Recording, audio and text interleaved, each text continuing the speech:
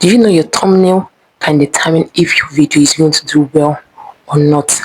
In my previous video, I said I was going to make a tutorial on how to create a customized thumbnail. So in this particular video, I'm going to be teaching you how to create a customized thumbnail from scratch. Yeah, talking about thumbnail, there are several methods by which you can use to create a thumbnail.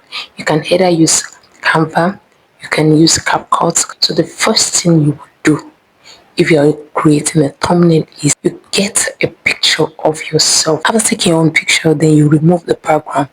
You can either you remove the background on CapCut or you remove the background using this particular photo room has always been a go-to software for me. This is what I use majorly to remove backgrounds in all my thumbnails and most of my thumbnails. This is the particular one I use to remove background from my pictures or any other thing I want to remove background from. Yeah, in this video, I'm going to be showing you the two methods by which you can use to create thumbnail. The first one is using CapCut. All you have to do is you head over to Pinterest, then you select a good background, any good background of your choice. Select a good background. So after picking your background, you download it.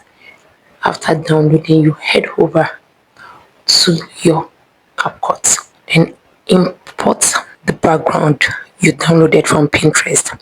After importing it, then you upload, then you overlay your picture on it. Just pick any picture of your choice, any picture you feel like using, just pick it. After doing that, you overlay the picture on the background. Then you impute your title. You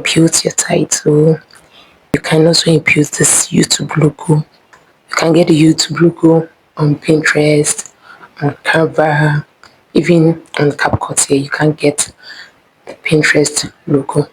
Just go to stickers, then you see several YouTube logos to use.